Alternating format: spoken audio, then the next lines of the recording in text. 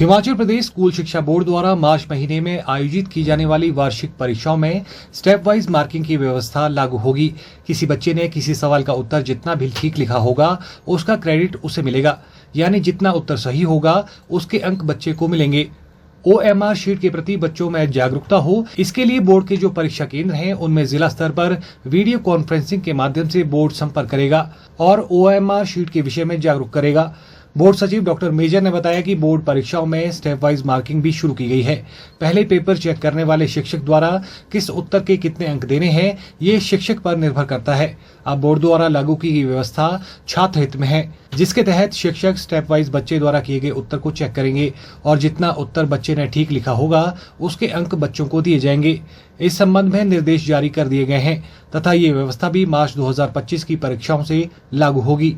Board सचिव doctor major Vishal Sharma ने कहा कि किसी भी प्रश्न पत्र के 20% प्रश्न अब बहुविकल्पीय प्रश्न हो जाएंगे। भविष्य में जब बच्चा प्रतियोगी परीक्षा की तैयारी करता है तो 1 साल तक बहुविकल्पीय प्रश्नों को भी प्रैक्टिस करता है। इससे बच्चे को बोर्ड एग्जाम में मदद मिलेगी। साथ ही बच्चा कंपटीशन में जाएगा तो उसकी ओरिएंटेशन पहले से ही हो जाएगी। देखिए, इसमें हमने बड़े योजनाबद्ध तरीके से काम किया है। पहले तो जो हमारे प्रश्न पत्र थे, हमने प्रश्न पत्रों का पैटर्न चेंज किया है। उसमें जो सेक्शन ए है वो चाहे तीसरी, पाँचवीं, 8वीं, 9वीं, 10वीं, 11वीं, 12वीं कोई भी क्लास हो, उसका जो सेक्शन ए रहेगा वो मल्टीपल चॉइस क्वेश्चंस का या बहुविकल्पीय प्रश्नों का रहेगा।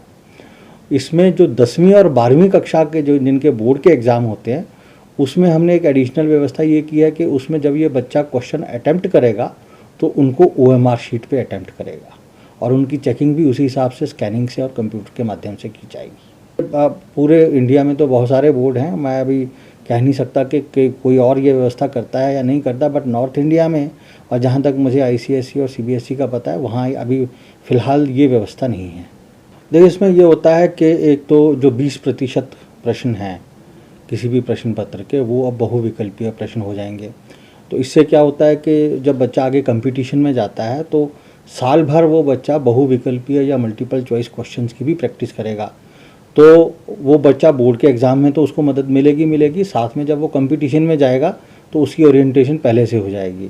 दूसरा ये होता है कि क्योंकि अब हमने इसमें OMR शीट इंट्रोड्यूस कर दी है तो इसमें कई बार ऐसा होता है कि बहुविकल्पीय प्रश्नों को चेक करने में टीचर्स गलती कर जाते हैं या जो ऑप्शंस होते हैं उसके वो किसी टीचर के हिसाब से कोई होता है, दूसरे टीचर के हिसाब से कोई होता है, तो एक यूनिफॉर्म की नहीं बन पाती।